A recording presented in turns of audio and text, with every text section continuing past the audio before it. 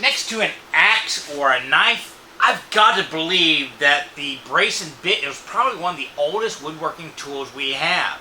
I mean, basically it's just a stick with some kind of cutting edge to drill holes, and you use this to drill a hole, a knife to wedge a tenon, and there you go, you've got a primitive chair.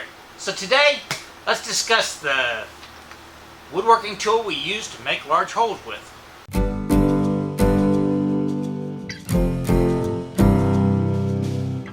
Now I keep two braces in my collection, and I store them just by putting a little hook in the front and putting them on a nail fairly easily. And they're basically two different sizes. I have one for smaller bits and one for the monster size bits. Now the general rule of thumb is if you're doing a 1/4 inch or less, you're going to be using something like an egg beater drill or even your power drills. But above a 1/4 inch, you want to use some kind of bit and brace. And that's why the kits, like the one I discussed early last week, they basically start at about 1/4 inch and go up. And the reason for the different sizes is because you use different sizes for different torques. The larger the lever, the larger the diameter, the more torque you're going to be able to get.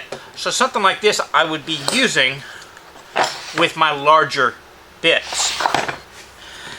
And with the smaller ones, like the 1/4 inchers, they make these little 4-inch drills, but I found that with my size, this is the one I use the most. And I use this for about half of the bits I have in here.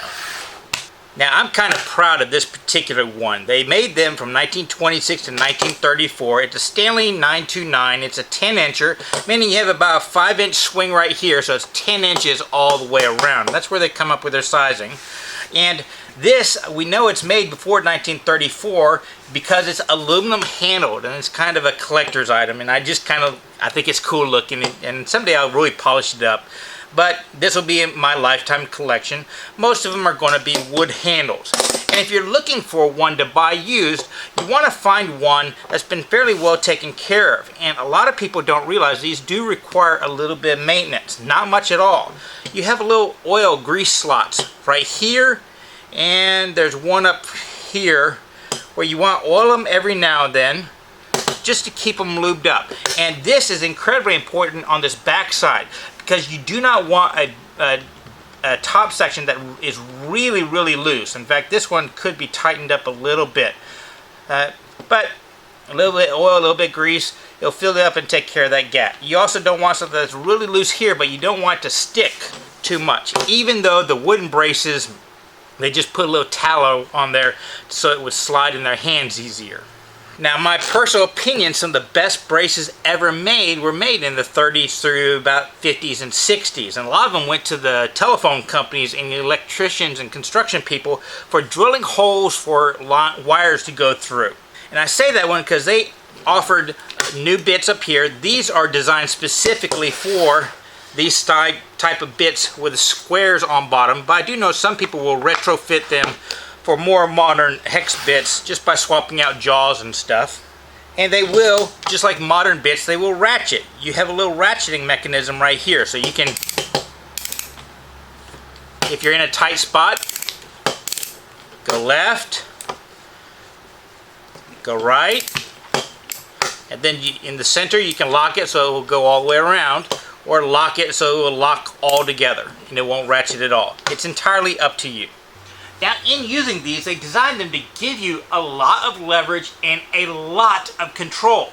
The reason why you have these big pads up here is so you can stabilize it. If you're doing small, delicate holes, you can put your hand here and put your forehead on top, and that just kind of keeps everything really stable.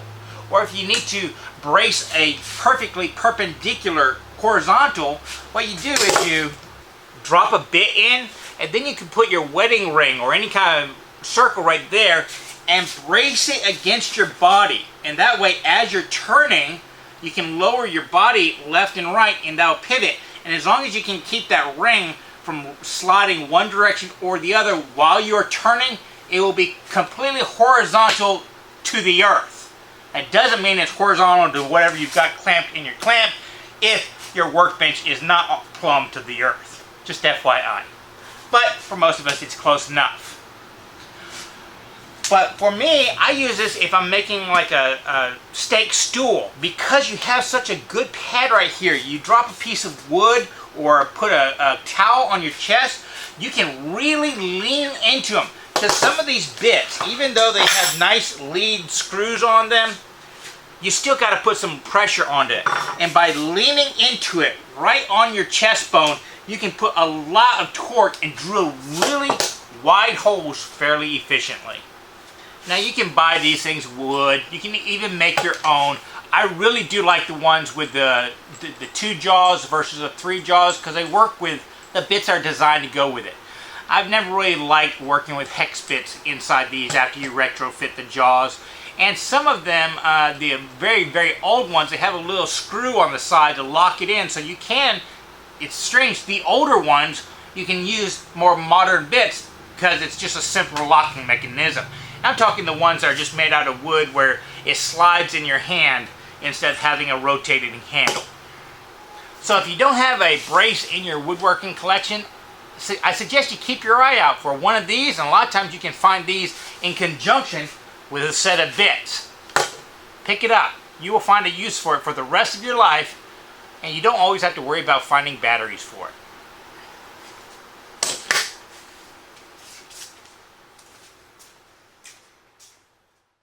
So for today's bonus, let me talk about Barbara from Sydnas Sloots. If you're interested in braces, she is a resource to go to, and a lot of times she has some of her really nice collection available for sale. That's actually where I got this aluminum bodied one. But before we talk about that one, if you like this video, please do me a favor. Like, favorite, subscribe, do all those social medias. And if you want to support us a little bit more, I do have a web store where I sell my own woodworking, plus a lot of swag for this channel, such as t-shirts, hats, and all that kind of stuff. Original artwork made from charcoals that I draw myself. Now, Barbara from Sydnas Sloot, it's a very old school website, mainly text with some pictures. When you see it, you'll go, hey, this is HTML 101 kind of stuff. But the information she has, if you're interested in braces, is some of the top-notch stuff. And she has a huge collection where she's showing you some of the, not only the more common examples, but the reasons why places like Ford or plumbing companies went with these aluminum for a short amount of time period. All the different mechanisms you can buy. I mean, it's just a great resource to research something as simple as the metal braces we all enjoy today. I'll put a link down below to her website.